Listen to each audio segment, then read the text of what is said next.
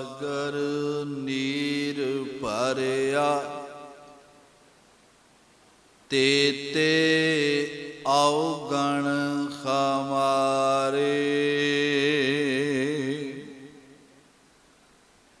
ਦਇਆ ਕਰੋ ਕਿਛ ਮਿਹਰ ਉਪਾਵੋ,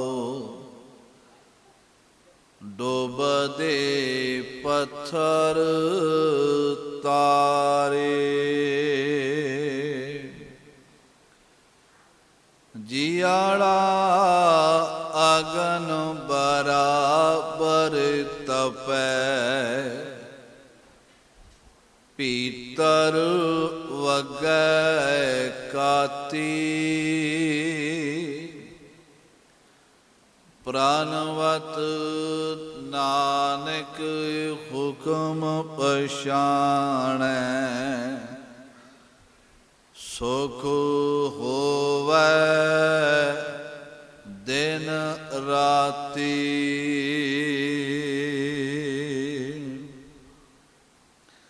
ਸੋ ਕਹੋ ਟਲ ਗੁਰ ਸੇਵੀਐ,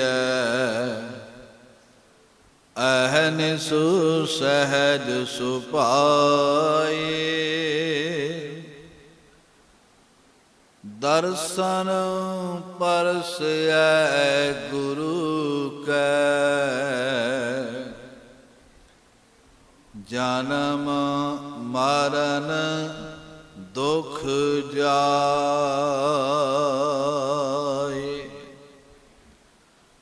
ਧੰਨ ਵਾਹਿਗੁਰੂ ਜੀ। ਮੈਂ ਲਾਗਰ ਸੰਗੇਨ, ਨਿੰਮ ਬਿਰਖ ਸੇ ਚੰਦਨ ਹੈ। ਨਿਕਟ ਬਸੰਤੋ ਬਾਂਸੋ, ਨਾਨਕ ਅਹੰਗ ਬੁੱਧ ਨਾ ਬੋਹਾਤੇ।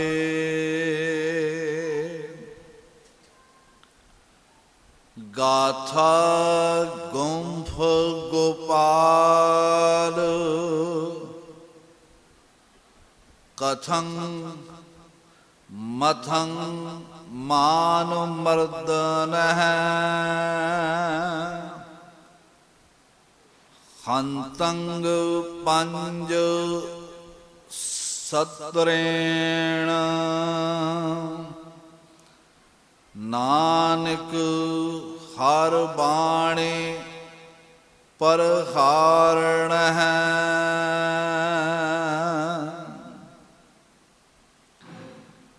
ਬਚਨ ਸਾਧ ਸੁਖ ਪੰਥਾ, ਲਹੰਥਾ ਬਡ ਕਰਮਣ ਹੈ।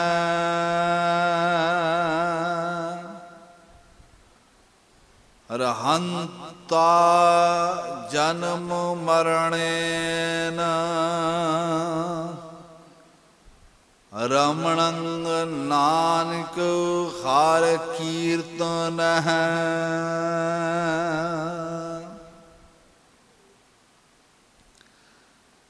ਪਤਰ ਪੁਰਜੇਨ ਝੜੀਅੰ, ਨਹਿ ਜੜੀਅੰ ਪੇੜ ਸੰਪਤਾ। ਨਾਮ ਬਿਹੂਣ ਬਿਕ ਮੁਖਤਾ, ਨਾਨਕ ਬਹੰਥ ਜੋਨ ਬਾਸੁਰੋ ਰੈਣੀ।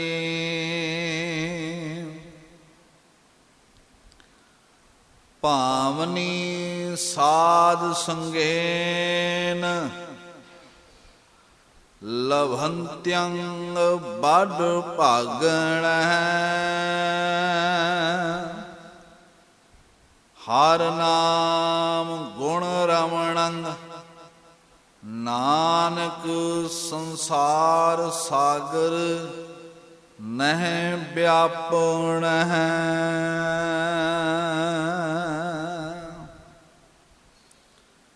ਭਾਵਨੀ ਸਾਧ ਸੰਗੇਣ ਲਭੰਤਯੰਗ ਬੜ ਭਾਗਣ ਹਰ ਨਾਮ ਗੁਣ ਰਮਣੰ ਨਾਨਕ ਸੰਸਾਰ ਸਾਗਰ ਨਹਿ ਵਿਆਪਣ ਹੈ। ਵਾਹਿਗੁਰੂ ਜੀ ਕਾ ਖਾਲਸਾ ਵਾਹਿਗੁਰੂ ਜੀ ਕੀ ਫਤਿਹ। ਗੁਰੂ ਕੀ ਸਾਜੀ ਨਵਾਜੀ ਸਾਧ ਸੰਗਤ ਜੀਓ, ਧੰਨ ਸ੍ਰੀ ਗੁਰੂ ਗ੍ਰੰਥ ਸਾਹਿਬ ਮਹਾਰਾਜ ਸੱਚੇ ਪਾਤਸ਼ਾਹ ਜੀ ਦੇ ਪਾਵਨ ਪਵਿੱਤਰ ਹਜ਼ੂਰੀ ਅੰਦਰ ਜੁੜ ਮਿਲ ਬੈਠ ਕੇ ਅਸੀਂ ਨੇਤਾ ਪ੍ਰਤੀ ਮਹਾਂਪੁਰਸ਼ਾਂ ਦੀ ਸਾਲਾਨਾ ਬਰਸੀ ਯਾਦ ਵਿੱਚ ਸੱਜ ਰਹੇ ਦੀਵਾਨਾਂ ਵਿੱਚ ਹਾਜ਼ਰੀਆਂ ਭਰਦੇ ਹਾਂ। ਸਤਿਗੁਰਾਂ ਦੀ ਅੰਮ੍ਰਿਤਮਈ ਬਾਣੀ ਦਾ ਕੀਰਤਨ ਆਪ ਜੀ ਨੇ ਸ਼ਰਵਨ ਕੀਤਾ ਹੈ।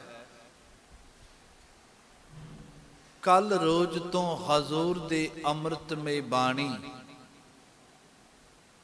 ਗਾਥਾ ਦੀ ਵਿਚਾਰ ਆਰੰਭ ਕੀਤੀ ਹੈ। ਕੱਲ ਦੇ ਕੁਝ ਬਚਨਾਂ ਵਿੱਚ ਸਤਿਗੁਰਾਂ ਨੇ ਜੋ ਸਾਨੂੰ ਗੁਰਮਤਿ ਦਾ ਉਪਦੇਸ਼ ਬਖਸ਼ਿਸ਼ ਕੀਤਾ, ਉਸ ਨੂੰ ਅਸਾਂ ਨੇ ਸੁਣਿਆ ਔਰ ਇਹ ਗਿਆਨ ਪ੍ਰਾਪਤ ਕੀਤਾ ਕਿ ਰੱਬ ਦੇ ਮਾਰਗ ਦਾ, ਰੱਬ ਦੇ ਘਰ ਦਾ ਮਾਰਗ ਕੈਸਾ ਹੈ ਤੇ ਉਸ ਮਾਰਗ ਤੇ ਚੱਲਿਆ ਕਿਵੇਂ ਜਾ ਸਕਦਾ ਹੈ। ਅੱਜ ਦੇ ਇਹਨਾਂ ਪਵਿੱਤਰ ਬਚਨਾਂ ਦਾ ਪਾਠ ਤੁਸਾਂ ਹੁਣੇ ਸ਼ਰਵਨ ਕੀਤਾ।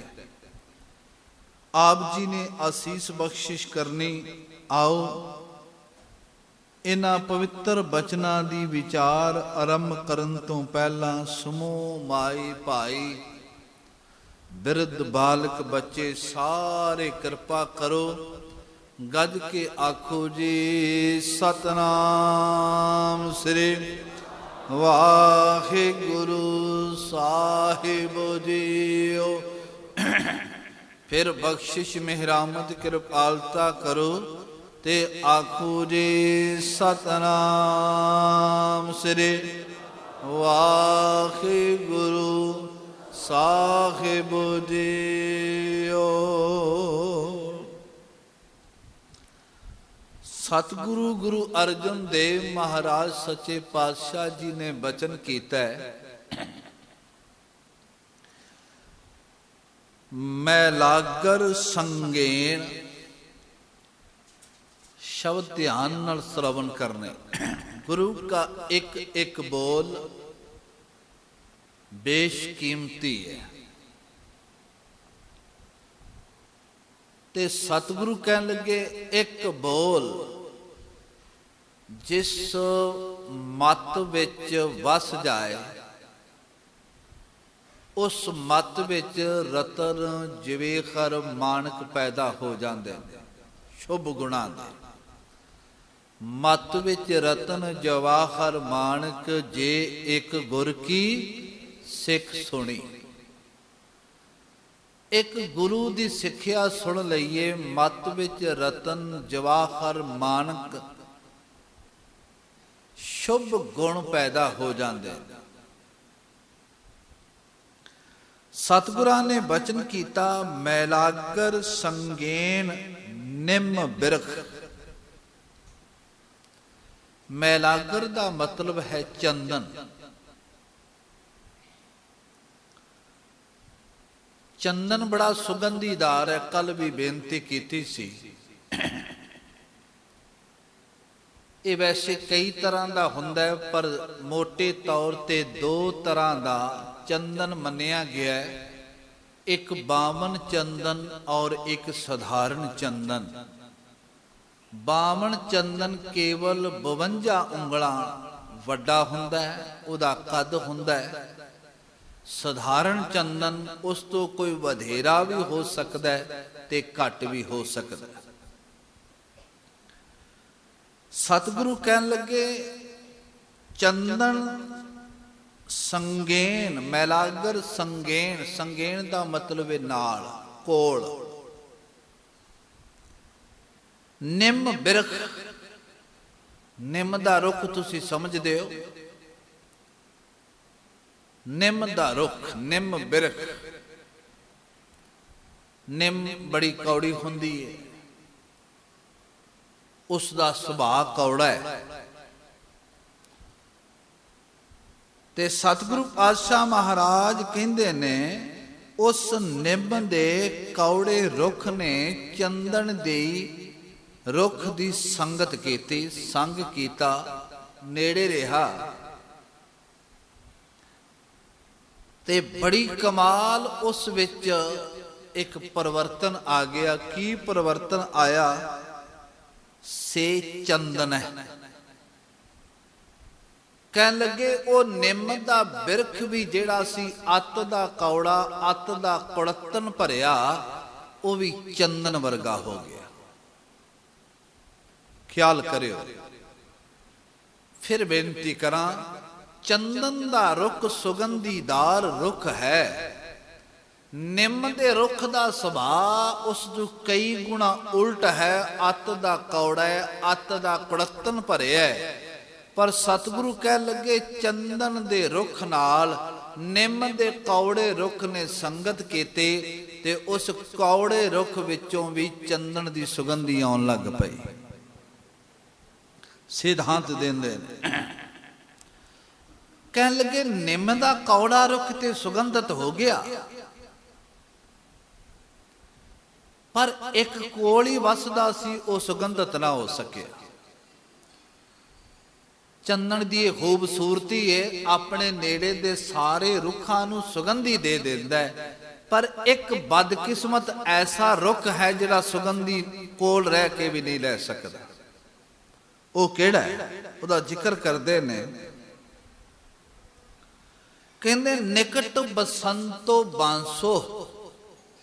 ਕਹਿੰਦੇ ਬਾਂਸ ਨੇੜੇ ਰਹਿੰਦਾ, ਨਿਕਟ ਵਸਦਾ, ਕੋਲ ਵਸਦਾ। ਨਾਨਕ ਅਹੰਗ ਬੁੱਧ, ਹੇ ਨਾਨਕ ਹਉਮੈ ਦੀ ਬੁੱਧ ਨਾਲ ਇੰਨਾ ਉੱਚਾ ਹੈ, ਇੰਨਾ ਹਉਮੈ ਵਿੱਚ ਗਰਸਿਆ ਹੈ, ਉਹ ਆਪਣੇ ਪੱਲੇ ਕਿਸੇ ਨੂੰ ਬੰਨ੍ਹਦੇ ਹੀ ਨਹੀਂ। ਉਹ ਕਹਿੰਦੇ ਆ 52 ਉਂਗਲਾਂ ਵਾਲਾ ਚੰਦਨ ਮੈਨੂੰ ਐਡੇ ਲੰਮੇ ਨੂੰ ਭਲਾ ਮੇਰੇ ਤੇ ਆਪਣਾ ਪ੍ਰਭਾਵ ਪਾਏਗਾ? ਇਹ ਨਹੀਂ ਹੋ ਸਕਦਾ। ਇਹ ਕਿਵੇਂ ਹੋ ਸਕਦਾ? ਕਹਿ ਲਗੇ ਇਸ ਕਰਕੇ ਕੋਲ ਰਹਿ ਕੇ ਵੀ ਸੁਗੰਧੀਦਾਰ ਨਹੀਂ ਹੁੰਦਾ। ਕਹਿੰਦੇ ਨਿਕਟ ਬਸੰਤੋ ਬਾਂਸੋ ਨਾਨਕ ਅਹੰਗ ਬੁੱਧ ਨਾ ਬੋਹਤੇ। ਕਹਿ ਲਗੇ ਹਉਮੈ ਦੀ ਬੁੱਧ ਉਹਨੂੰ ਆਪਣੇ ਵਿੱਚ ਸੁਗੰਧੀ ਪ੍ਰਵੇਸ਼ ਨਹੀਂ ਕਰਨ ਦਿੰਦੀ, ਸੁਗੰਧਤ ਨਹੀਂ ਹੋਣ ਦਿੰਦੀ। ਹਉਮੈ ਕਹਿੰਦੀ ਏ ਤੇਰੇ ਵਰਗਾ ਕੌਣ, ਤੂੰ ਹੀ। ਸਿਧਾਂਤ ਇਸ ਸ਼ਲੋਕ ਦਾ, ਇਹਨਾਂ ਬਚਨਾਂ ਦਾ ਸ਼ਰਵਨ ਕਰਨਾ ਸਿਧਾਂਤ ਕੀ? ਕਹਿੰਦੇ ਗੁਰੂ ਤੇ ਸਾਧੂ, ਗੁਰਮੁਖਾਂ ਦੀ ਸੰਗਤ ਤੇ ਗੁਰੂ ਦੀ ਬਰਕਤ ਬਖਸ਼ਿਸ਼ ਸਾਰੇ ਨਿਮਰਤਾ ਵਾਲਿਆਂ ਨੂੰ ਸੁਗੰਧੀ ਦਿੰਦੀ। ਜਿਹੜੇ ਬੈਠਣ, ਜਿਹੜੇ ਭਾਵਨਾ ਨਾਲ ਆਉਂਦੇ ਨੇ, ਨਿਮਰਤਾ ਨਾਲ ਆਉਂਦੇ ਨੇ, ਸ਼ਰਧਾ ਨਾਲ ਆਉਂਦੇ ਨੇ, ਉਹਨਾਂ ਸਾਰਿਆਂ ਨੂੰ ਸੁਗੰਧੀ ਦਿੰਦੀ ਹੈ। ਉਹਨਾਂ ਦੀ ਸੰਗਤ, ਉਹਨਾਂ ਦਾ ਸੰਗ ਗੁਰੂ ਬਖਸ਼ਿਸ਼ ਕਰਦਾ ਹੈ। ਗੁਰਮੁਖਾਂ ਦੀ ਸੰਗਤ ਉਹਨਾਂ ਤੇ ਪ੍ਰਭਾਵ ਪਾਉਂਦੀ ਹੈ। ਜਿਹੜੇ ਨਿਮਰਤਾ ਵਿੱਚ ਆਉਂਦੇ ਨੇ, ਪਿਆਰ ਵਿੱਚ ਆਉਂਦੇ ਨੇ। ਪਰ ਕਹਿੰਦੇ ਜਿਹੜਾ ਹਉਮੈ ਨਾਲ ਗਰਸਿਆ ਆਉਂਦਾ ਉਹ ਇੱਥੇ ਵੀ ਆ ਕੇ ਸੁੱਕ ਹੀ ਚਲਾ ਜਾਂਦਾ। ਹਉਮੈ ਅੰਦਰ ਨਾ ਗੁਰੂ ਦੀ ਗੱਲ ਸੁਣਦੀ ਪੂਰੀ ਤਰ੍ਹਾਂ ਤੇ ਨਾ ਹੀ ਹਿਰਦੇ ਵਿੱਚ ਵਸਾਂਦੀ। ਹਉਮੈ ਕਹਿੰਦੀ ਹੈ ਨਹੀਂ। ਕੀ ਕਹਿੰਦੀ ਹੈ ਹਉਮੈ? गुरु कहंदा भी अपना नाम मिटा, तू मिल जा, तू खाक हो जा, तू मिट जा। हौमे कहंदी है मालका तुसी कहंदे सच हो, ते किन्ना चंगा होवे जे तुहाडे घर लगा पखा मैं दान करां ते ओहदे ते अपना नाम लिख दियां। ख्याल करियो, बड़ा सुंदर बचन है। पंथ दे प्रसिद्ध कथावाचक ज्ञानी संत सिंह मस्कीन होरा ने बड़ा प्यारा बचन किया। कहंदे मैं कथा करदा सां की देखिया, एक बजुर्ग माता बाहर कुछ धरती ते ध्यान ला के लभदी पई। मैं सारी कथा विच देखिया को हो सकदा है इस बजुर्ग माता दी कोई चीज गवाच गई होवे। समाप्ति तो बाद पुछया माता तुहाडा कुछ गवाचा इत्थे? कह लगे नहीं पुत गवाचा ते नहीं। पुछया फिर की लभदे हो? कह लगे बस लभदी की आ, पिछले साल मैं कुछ सेवा कर गई सां ते गुरुद्वारे दे प्रबंधकां ने कहा सी माता तुहाडा पत्थर ला के नाम लिख देंगे। मैं पत्थर ते अपना नाम पे वेनी किथे लिखे। कहने मैं अगों बचन बेनती की, मां इस दर ते आके अपने घरां विच लिखे नाम मिटाने सन, तू इत्थे भी आके अपना नाम लभन लग पई। इत्थे ते रब दा नाम जपना है, गुरु दा नाम जपना है। हौमे गुरु के सवार हो, जिंदगी विच बहुत भारी प्रदर्शन कर दी। आ भी जाए छेती कितिया केड़ा मनदा है। सतगुरु पातशाह महाराज जी कहंदे जीवन दी विडंबना यही है, कोल रह के भी ये अपने आप नूं टिका हौमे वाला हिरदा अंदर रहमत नहीं प्रवान करदा। बाबा फरीद साहब कहंदे ने, कह लगे आ तेनू मैं एक गल दसना चाहुना, मेरी गल ध्यान नाल सुनी। पुछया भगत जी दसो केड़ी? कह लगे जदों गुरु परमेश्वर दी रहमत लैनी है ते मन दे टिब्बे सारे खत्म कर दे। बड़े खतरनाक ने टिब्बे, मोले धार बरसात नूं भी अपने विच थां देण लई तैयार नहीं। सुके दे सुके रह जाते ने बरसात दी कणियां तो बाद। ते बाबा फरीद साहब कहंदे ने, फरीदा गर्भ जिन्ना वडियाइयां धन जोबन आगाह। जिन्हां नूं अपणियां वडियाइयां दा, अपने धन दा, अपनी दौलत दा बहुत ज्यादा अभिमान है, हौमे है, उन्हां दा नतीजा की निकलदा? कहंदे खाली तल चले धनी स्यों टिब्बे जो मीहां। जिवें मींह पैण दे बावजूद टिब्बे सुके दे सुके सुके रह गए। बाबा फरीद कहंदे सुके होए उच्चे मन गुरु दे दर दी रहमत बरसदी हुंदी है, फिर भी सुके दे सुके रह जांदे। सिद्धांत ए संगत विच आउण दे भी गुण ने कि अच्छे ते रखियो। मैं कई बार बेनती करदा, संगत केवल कुछ बंदियां दे इकट्ठ नूं नहीं किया जाता। जे कुछ बंदियां दे इकट्ठ नूं ही कहना है, फिर रेलवे स्टेशन वास्ते भरे पए ने उन्हां लई संगत शब्द नहीं वरतदे। हॉस्पिटल भरे ने उन्हां वास्ते संगत शब्द नहीं वरतदे। बस अड्डे भरे ने संगत शब्द नहीं वरतदे। गलियां कूचे बाजार भरे ने लोकां नाल, पर संगत शब्द नहीं वरतदे, क्योंकि उत्थे ते संसार है। संगत उत्थे है जिथे गुरु है ते गुरु दे बचनां दी भै भावनी है, उत्थे संगत है। जै सतगुर तै सत संगत बनाई।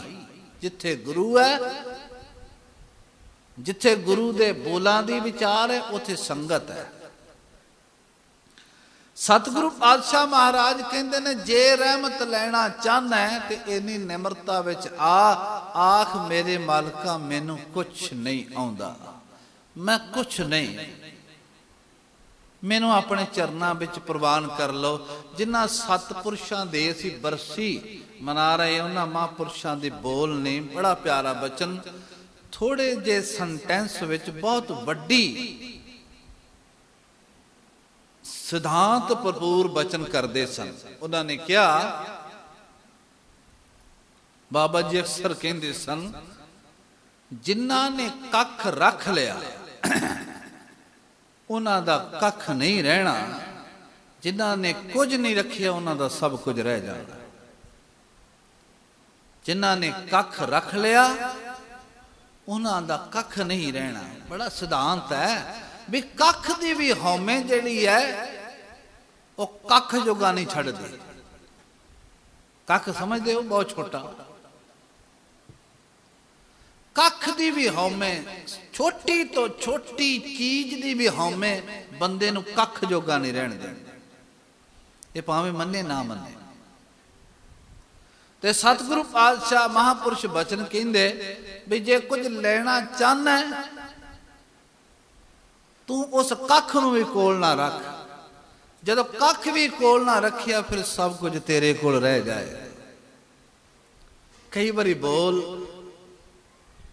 ਜਦੋਂ ਆਪਾਂ ਗੰਭੀਰਤਾ ਵਿੱਚ ਪੜ੍ਹਦੇ ਹਾਂ, ਦੇਖਦੇ ਹਾਂ, ਬੜੇ ਲੋਕਾਂ ਦੀਆਂ ਜਾਇਦਾਦਾਂ ਵੱਡੀਆਂ ਵੱਡੀਆਂ ਨਾਂ ਲਾਈਆਂ ਨੇ, ਵਸੀਤਾਂ ਬਣੀਆਂ ਹੋਈਆਂ ਨੇ, ਰਜਿਸਟਰੀਆਂ ਹੋਈਆਂ ਨੇ, ਇੰਤਕਾਲ ਚੜੇ ਹੋਏ ਨੇ, ਸੀਨਾ ਬਸੀਨਾ ਚੜ੍ਹਦੇ ਨੇ ਪੈ, ਫਿਰ ਵੀ ਤੀਜੀ ਚੌਥੀ ਪੀੜ੍ਹੀ ਤੇ ਜਾ ਕੇ ਵੇਖਣਾ ਪੈਂਦੀਆਂ ਨੇ ਵਹੀਆਂ ਵੀ ਇਹਨਾਂ ਦਾ ਵੱਡਾ ਵਡੇਰਾ ਕੌਣ ਹੋਇਆ।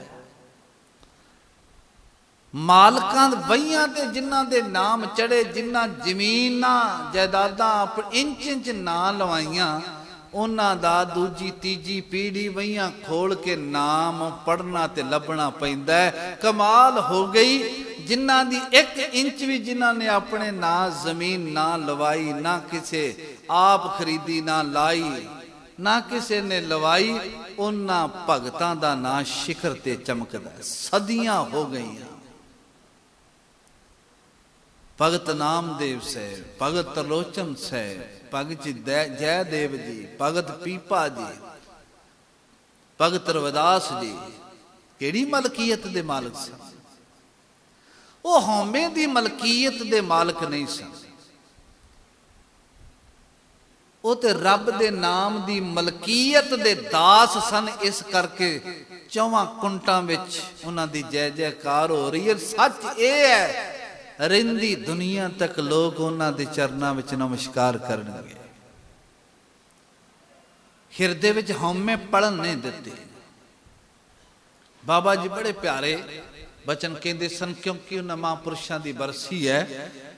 ਗੱਲ ਵਡਿਆਈ ਤੇ ਗੁਰੂ ਦੀ ਹੈ, ਪਰ ਜਦੋਂ ਸਾਧੂ ਕੋਈ ਬਚਨ ਗੁਰੂ ਕੇ ਸੁਣਾਉਂਦਾ ਹੈ ਤੇ ਉਹਦਾ ਰਸ,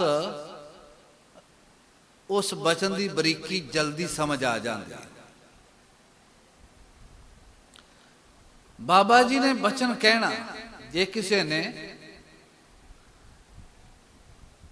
ਜਪ ਤਪ ਕਰ ਲਿਆ, ਕੋਈ ਸੇਵਾ ਕਰ ਲਈ ਤੇ ਦੇਖਿਆ ਵੀ ਇਹਦੇ ਵਿੱਚ ਇਸ ਚੀਜ਼ ਦੀ ਹਾਂ ਝਲਕਣ ਲੱਗੀ, ਤੇ ਬਾਬਾ ਜੀ ਨੇ ਬਚਨ ਕਹਿਣਾ, ਇਹ ਕਿਹੜੀ ਵੱਡੀ ਗੱਲ ਹੋਈ ਵੀ ਬਿੱਲਾ ਕੱਢ ਕੇ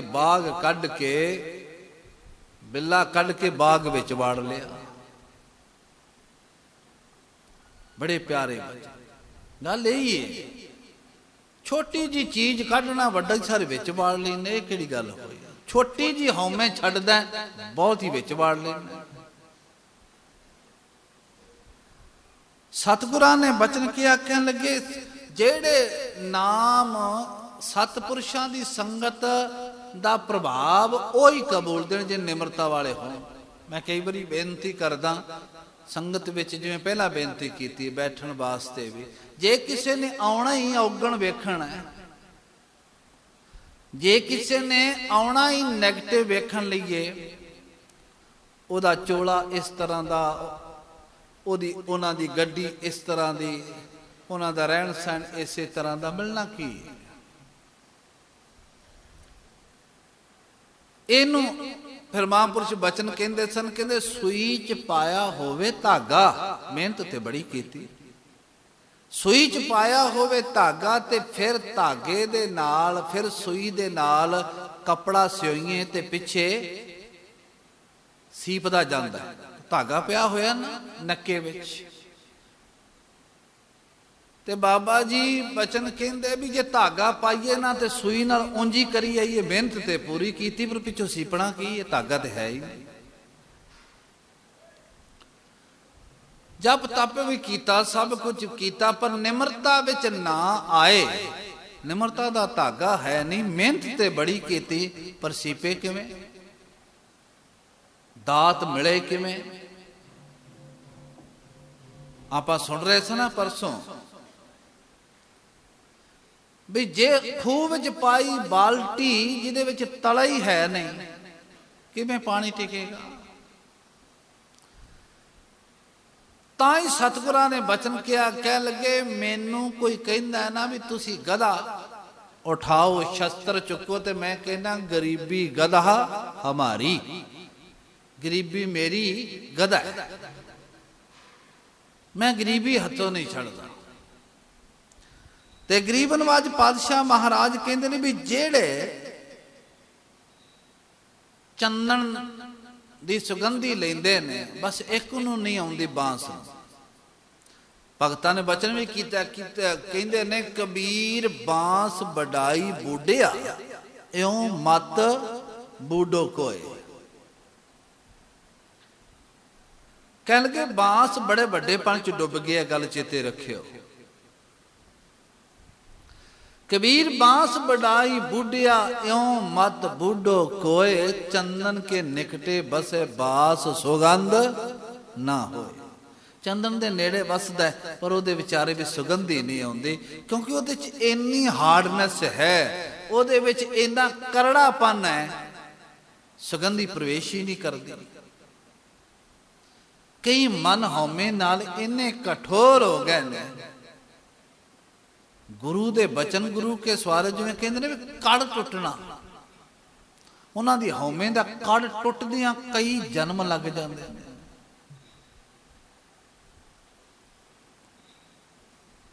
ਕਈ ਜਨਮ ਲੱਗ ਜਾਂਦੇ। ਜੇ ਕੜ ਟੁੱਟ ਜਾਏ, ਗੁਰੂ ਮਿਹਰ ਕਰੇ, ਬਖਸ਼ਿਸ਼ ਕਰੇ, ਫਿਰ ਚੜ੍ਹਦੀ ਕਲਾ ਹੋ ਜਾਂਦੀ। ਹਜ਼ੂਰ ਨੇ ਬਚਨ ਕੀਤਾ, ਸਾਹਿਬ ਕਹਿੰਦੇ ਨੇ ਨਿਕਟ ਬਸੰਤੋ ਬਾਂਸੋ, ਨਾਨਕ ਅਹੰਗ ਬੁੱਧ ਨਾ ਬੋਹਾਤੇ। ਬਾਂਸ ਦੇ ਨੇੜੇ ਰਹਿ ਕੇ ਵੀ ਸੁਗੰਧੀ ਨਾ ਆਈ, ਸੱਚ ਦੇ ਨੇੜੇ ਰਹਿ ਕੇ ਵੀ ਸੁਗੰਧੀ ਨਾ ਆਈ, ਗੁਰਮੁਖਾਂ ਦੀ ਸੰਗਤ ਦੇ ਨੇੜੇ ਰਹਿ ਕੇ ਵੀ ਸੁਗੰਧੀ ਨਾ ਆਈ। ਤੇ ਇਹ ਗੱਲ ਚੇਤੇ ਰੱਖੀਏ ਦਾ, ਕਦੀ ਇਹ ਨਹੀਂ ਸੋਚਣਾ ਵੀ ਸ਼ਾਇਦ ਉੱਥੇ ਨੁਕਸ ਹੈ। ਜੇ ਗੁਰੂ ਘਰ ਆਏ ਤੇ ਕੋਈ ਗੱਲ ਮਨ ਵਿੱਚ ਟਿਕਾ ਨਹੀਂ ਆਇਆ, ਕੋਈ ਸ਼ਾਂਤੀ ਨਹੀਂ ਆਈ, ਤੇ ਕਈ ਵਾਰੀ ਕਹਿ ਦੇਣੇ ਇੰਨਾ ਚਿਰ ਹੋ ਗਿਆ ਸਾਨੂੰ ਆਉਂਦਿਆਂ ਨੂੰ। ਚੇਤੇ ਰੱਖਿਓ, ਇਹਦਾ ਉਲਾਮਾ ਕਦੀ ਗੁਰੂ ਦੇ ਘਰ ਨੂੰ ਨਹੀਂ ਦੇਣਾ, ਨਾ ਗੁਰਮੁਖਾਂ ਦੀ ਸੰਗਤ ਨੂੰ ਕਦੀ ਦੇਣਾ। ਇਹ ਉਲਾਮਾ ਤਾਂ ਆਪਣੇ ਮਨ ਨੂੰ ਦੇਣਾ। ਮਣਾ ਤੂੰ ਹੋ ਸਕਦਾ ਉਸ ਢੰਗ ਨਾਲ ਨਹੀਂ ਆਇਆ ਜਿਸ ਢੰਗ ਨਾਲ ਗੁਰੂ ਨੇ ਤੈਨੂੰ ਬੁਲਾਇਆ ਸੀ। ਵੇਖੋ, ਗੁਰੂਆਂ ਕੋਲ ਤੇ ਜਿਹਨੇ ਪਿਆਰ ਤੇ ਸ਼ਰਧਾ ਦੇ ਨਾਲ ਸੇਵਾ ਕੀਤੀ, ਸਿਮਰਨ ਕੀਤਾ, ਨਿਮਰਤਾ ਨਾਲ ਜੁੜੇ, ਸਤਿਗੁਰਾਂ ਨੇ ਕਮਾਲ ਕਰ ਦਿੱਤੇ।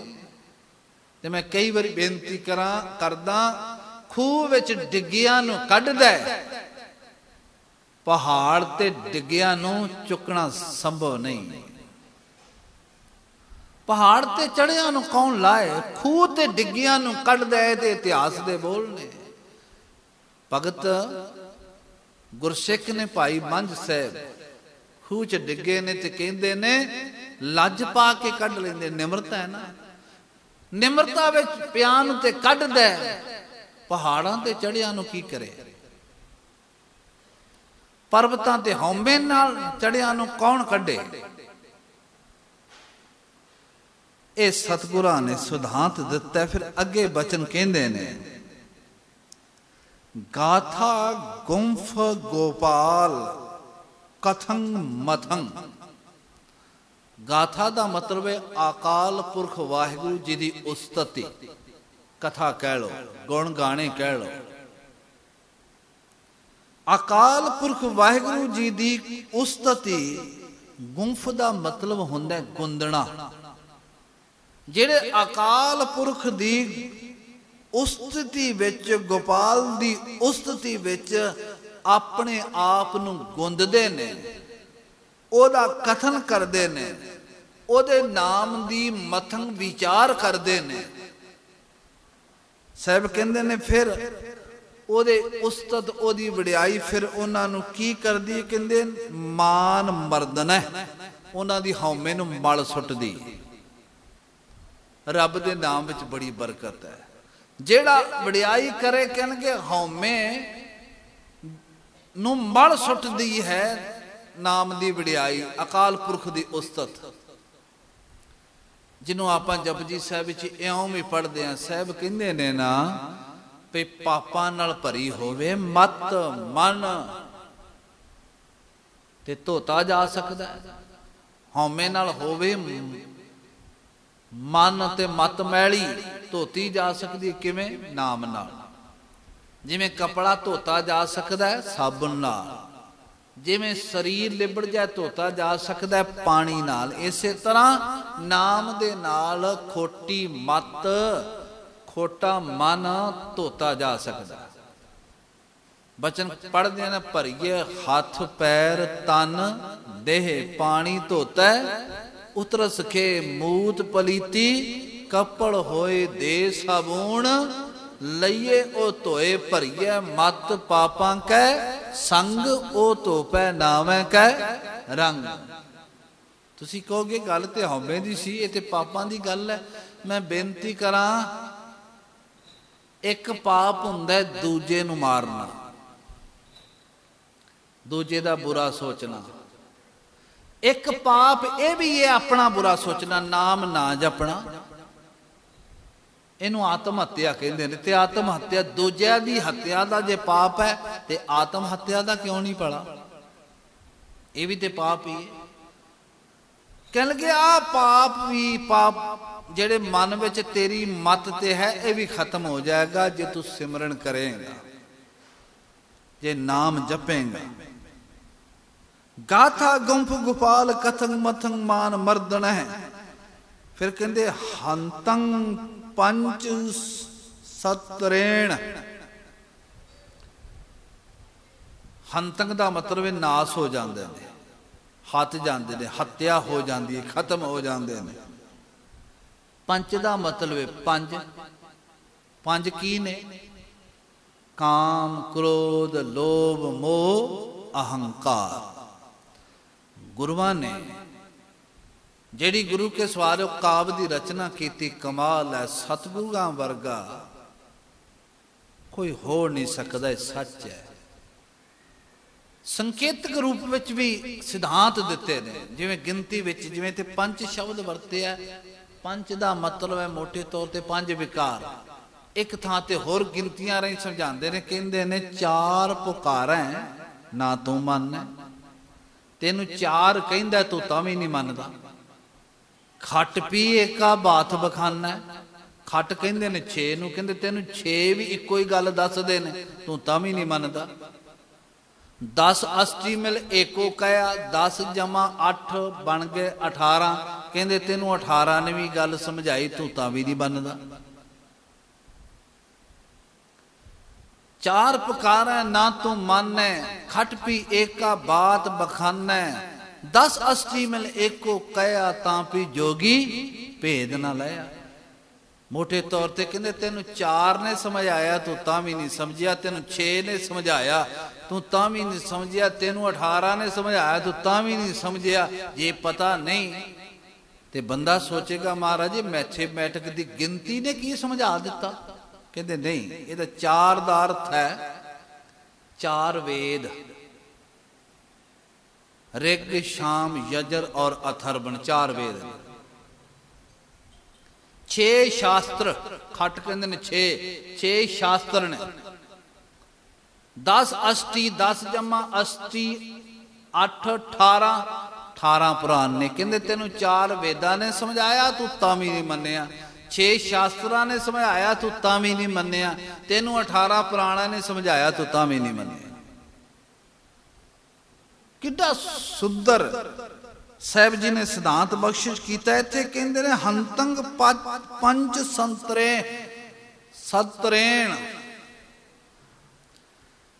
5 छतर शत्रु दुश्मन कहते खत्म हो जाएंगे। केड़े? काम क्रोध लोभ मोह अहंकार।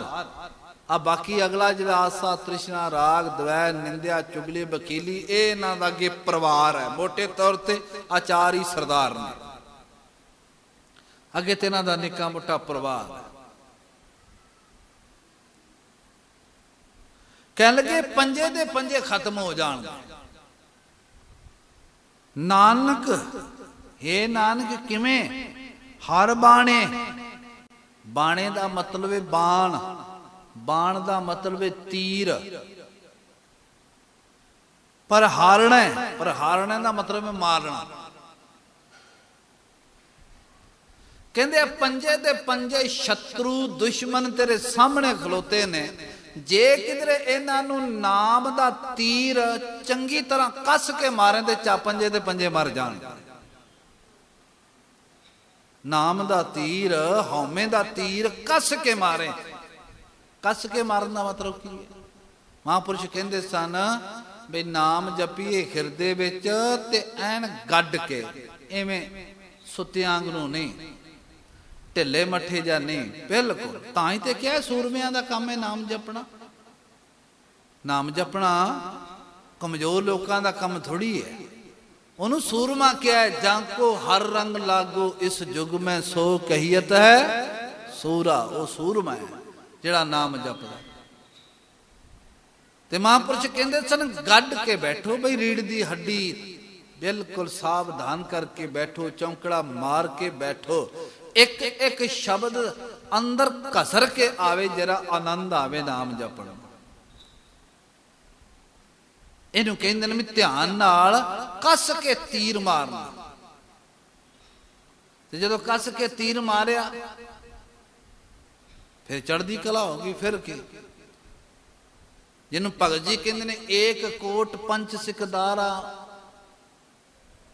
ओ पंचे मांगे हाला। ये पंजे दे पंजे सरदार सरदारा ने सिकदारा ने किले ते कब्जा किया बंदे दे ते जदों किधरे गुरु कृपा करे ते इन्हां ते हमला कर दईए। ते भगत जी कह लगे जदों मेरे ते कृपा की फिर होया कि मैं इस किले दे सामने गोला ज्ञान चलाया। ज्ञान का ऐसा गोला चलाया भी चढ़दी कला होगी, किला सर कर लिया। इन्नी डाढ़ी तर जिन्हों इयों भी बचन किया सतगुरां ने भी मैं गोसाई दा मालक दा निक्का जिहा पहलवान आ।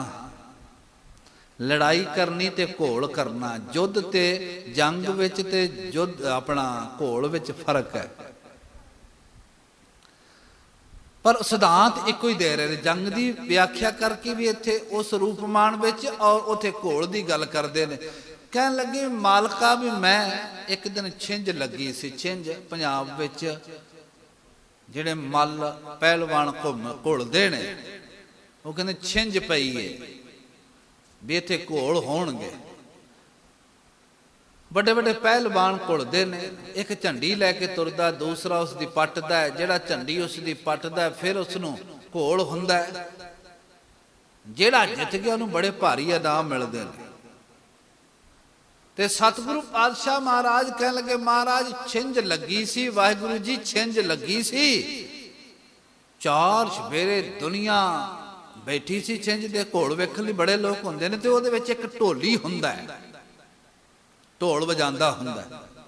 4 चफेरे आउण वाली जिहड़ी वेखण वाली पब्लिक है, जिहड़े मल जिहड़े पहलवान उस विच भजदे ने, उन्हां दा उत्साह वधांदा ढोल दे डगे नाल।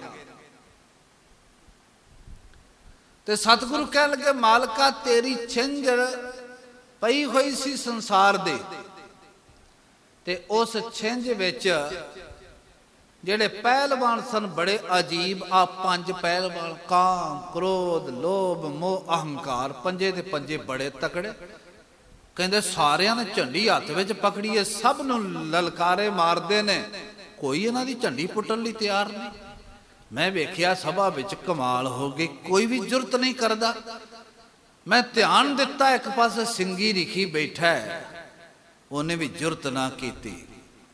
ਦੁਰਵਾਸ਼ਾ ਨੇ ਕਿਹਾ ਮੈਨੂੰ ਵੀ ਕ੍ਰੋਧ ਨੇ ਥੱਲੇ ਸੁੱਟ ਲਿਆ ਹੈ ਤੇ ਫਕੀਰ ਸਾਂ ਪਰ ਸਰਾਪ ਦੇਣਾ ਪੈ ਗਿਆ। ਕਹਿਣ ਲੱਗੇ ਬੜੇ ਵੱਡੇ ਵੱਡੇ ਕੋਈ ਨੇੜੇ ਨਹੀਂ ਲੱਗਦਾ। ਅਖੀਰ ਤੇ ਫਿਰ ਮੈਂ ਤੇਰੀ ਰਹਿਮਤ ਲਈ, ਮੈਂ ਤੇਰਾ ਧਿਆ ਕੇ ਨਾਮ ਤੇਰਾ ਕਰਕੇ ਭਰੋਸਾ ਮੈਂ ਖਾੜੇ ਵਿੱਚ ਕੁੱਦ ਗਿਆ ਤੇ ਮੈਂ ਸਾਰਿਆਂ ਦੀ ਝੰਡੀ ਪੁੱਟ ਲਈ। ਮੈਂ ਕਿਹਾ ਆਓ ਫਿਰ। ਜਦੋਂ ਝੰਡੀ ਪੁੱਟੀ ਤੇ ਸਭ ਨਾਲ ਮੇਰਾ ਮੁਕਾਬਲਾ ਹੋਇਆ, ਮੈਂ ਥਾਪੜਾ ਤੁਹਾਡਾ ਲੈ ਕੇ ਗਿਆ ਸਾਂ ਮਾਲਕਾ।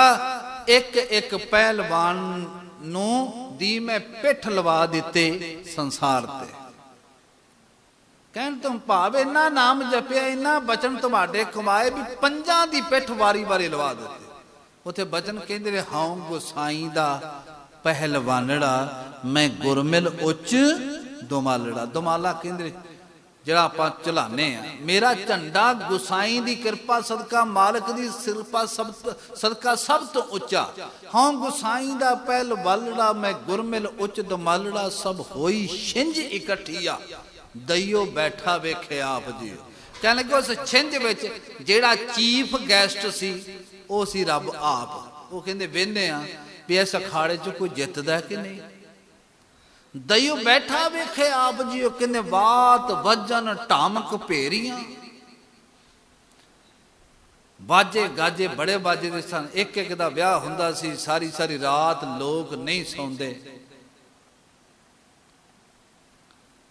ਬੜਾ ਭਾਰੀ ਭਾਰੀ ਖਰਚ ਹੁੰਦਾ ਹੈ।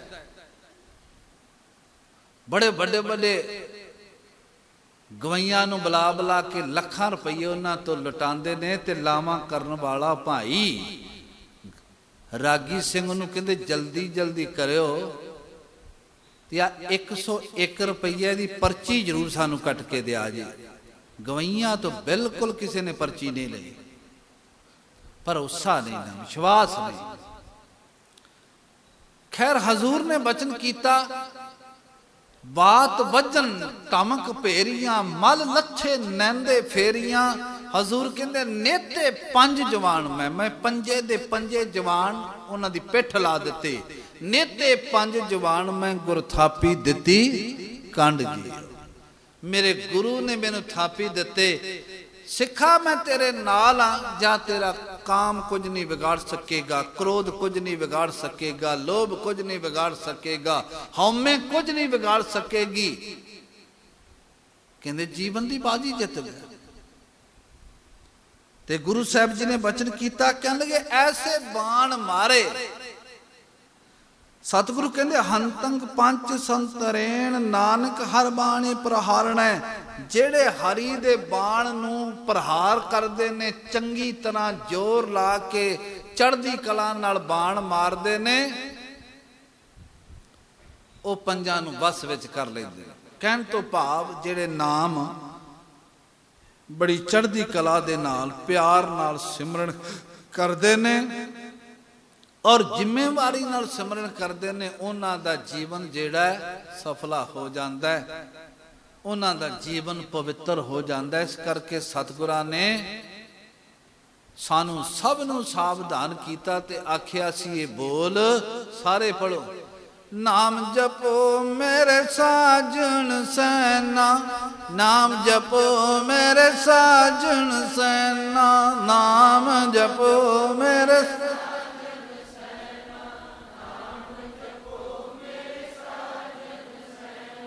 ਨਾਮ ਬਿਨਾ ਮੈਂ ਅਵਰ ਨ ਕੋਈ, ਨਾਮ ਬਿਨਾ ਮੈਂ ਅਵਰ ਨ ਕੋਈ।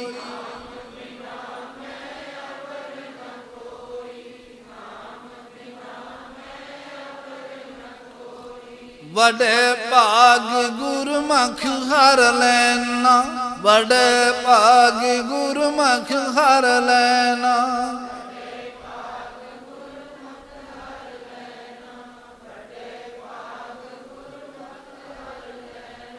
ਨਾਮ ਜਪੋ, ਨਾਮ ਜਪੋ ਮੇਰੇ ਸਾਜਣ ਸੈਨਾ, ਨਾਮ ਜਪੋ, ਨਾਮ ਜਪੋ, ਨਾਮ ਜਪੋ ਮੇਰੇ ਸਾਜਣ ਸੈਨਾ, ਨਾਮ ਜਪੋ, ਨਾਮ ਜਪੋ।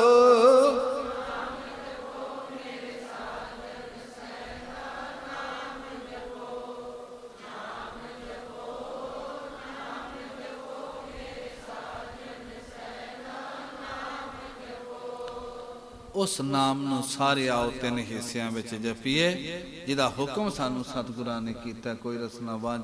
ਵਾਹਿਗੁਰੂ ਵਾਹਿਗੁਰੂ